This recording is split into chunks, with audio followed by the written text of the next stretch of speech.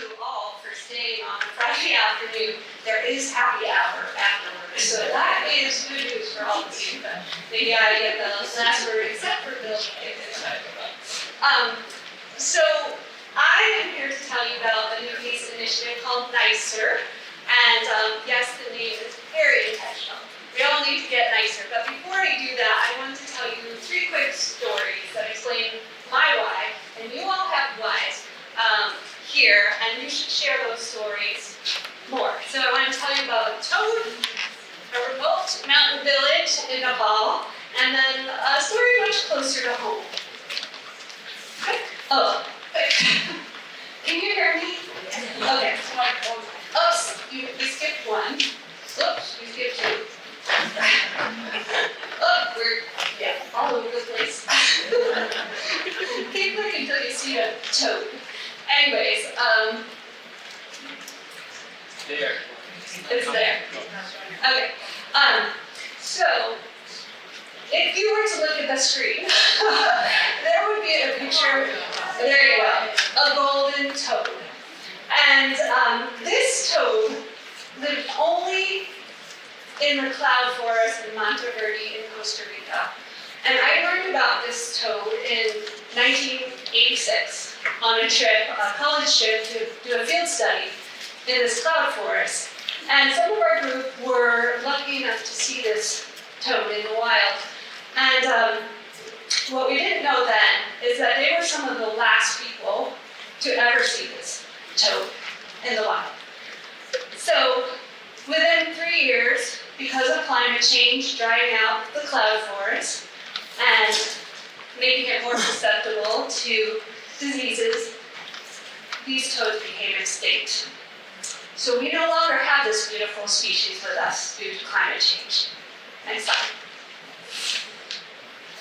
This is a village in Nepal that I was lucky enough to do a homestay in for 2 days, the Bon people. Their village has been there for 1,000 years, and they've lived pretty much the same style of life.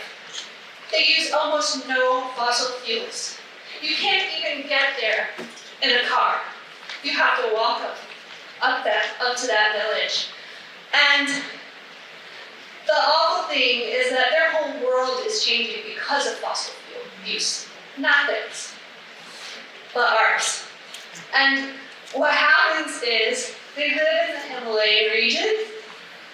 The glaciers are melting, ice dams are created, and when those dams break, huge catastrophic mudslides come down to their village, and you can already see the erosion taking place there. They've already lost a good portion of the bottom of their village.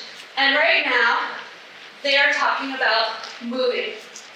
They might have to leave their home that they've been in for 1,000 years. Next. This is my house. This is climate change in action. This is a microburst, a tree landing there. Mark, do you have the other side of that? That was, go back. June 2024. Now you might think those are the same storm. They are not. 2 months later, another microburst at my house. August 2024. Whole bunch of trees toppled. The last one landed on my house. So I tell you these stories because the work we do is urgent. It cannot wait. We cannot dilly-dally. We have to get more momentum going. It's absolutely needed. Next.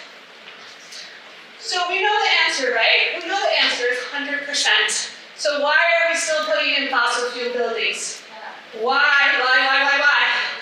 We shouldn't even be having that discussion about the capital area system. That should be a clean energy system. We need to get to 100%. And you will hear lots of people.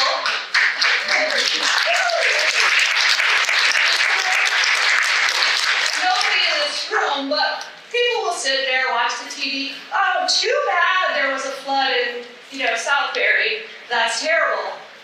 Too bad we have increasing rates of asthma in Hartford. That's terrible.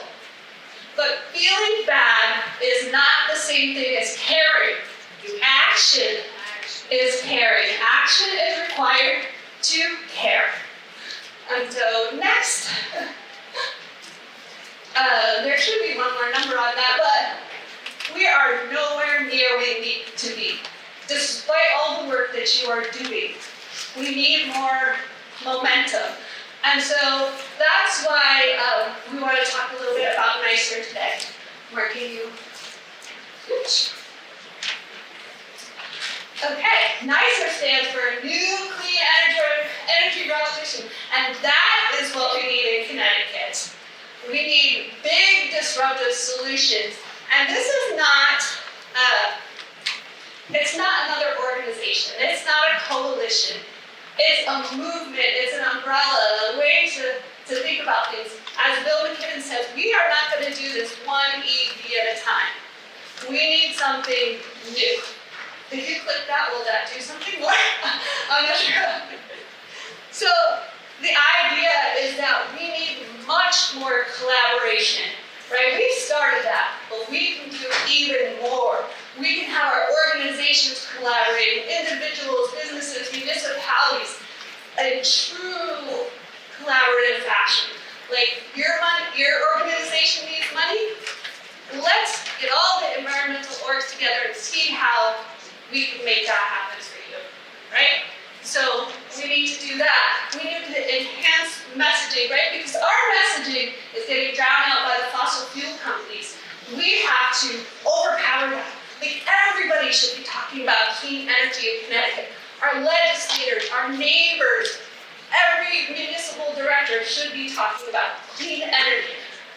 And there is a place for everyone in this mission, right? There's a lot of people out there that want to do something. They just don't even know how to get started. That is our job, to help them get started. Yeah. So, we're starting NiCER. We have already started talks with other environmental groups, and we want to start this NiCER hub, like a 211 for clean energy action, along with our action center, but something that has all the resources that an individual would need to get started. Let's have training videos and teams that can guide you, and a digital library that has all the resources, not just PACE resources. This is not a PACE thing, right? It's an everybody thing. So let's put resources from the League of Conservation Voters up there. Let's put Sierra Club resources. Let's make it one-stop shopping. Why should it be so hard? Let's make it easy for ourselves, right? All right, so next. And then another idea is let's start thinking bigger. Like everybody there can be thinking in a different way. Let's get out of our old way of thinking. Like states, legislators. You're a legislator? Yes, get real community solar for Connecticut, where you can go and buy a share in a solar installation. Let's pass balcony solar, which are these small solar units. They're not ready for prime time yet, but why can't we pass the legislation so we are ready when they get here? They're gonna come. Let's get that going. And then, what can the state do? So much, and I know they are overwhelmed. We should make sure DEEP gets what it needs in terms of staff and personnel. First of all, they need more people, period. But look what they could be doing. They could start like a solar installer network like we have for heat pumps. Well, solar is not always that easy to do. It can be confusing. So let's have a free consultation service like we do for heat pumps, where you can go and get your quotes compared. You can go and ask questions like, why are these soft costs so much? Why are they like 50% of my solar? That's ridiculous. So that's one thing. And then, there's a whole bunch of things they can do, but those big grid solar installations, sometimes they decommission those, and those panels have a lot of life in them. So why couldn't, we have a program to recertify those panels and give them to nonprofits? We could. And, communities can do whole bunches of stuff. We had a fun day on Sunday, thank you, Third Act. But those kind of things could be going on neighbor to neighbor. Like, you just got a solar installation insulation and storage, I'm going to have a party and invite everybody for Sundays, and then I'm going to show off my beautiful, solar installation. Why can't that be a thing that we promote? It could, right? And installers, you're getting this credit, I believe, for PPAs. Is there a way that you could give that credit that you receive back to the towns, like they could buy back their solar and pass on some discounts? I don't know, maybe, right? And the utilities, well, there's lots they can do there to make things more smooth. And municipalities, could we give loans to people over 65 to install solar? And then that loan gets paid back when the house is sold. Yeah, we could do that. Next. So these are just like a few ideas that I came up with. Think of the brain power in this room. Like if we all got together and thought like creatively, how can we get solar happening even though they're doing this at the federal level, right? We should look at it as an opportunity to be more creative. So my last thought is, like, go out of this room. Think of the craziest thing you can do to support clean energy, and do that. And think about how you can make Connecticut nicer.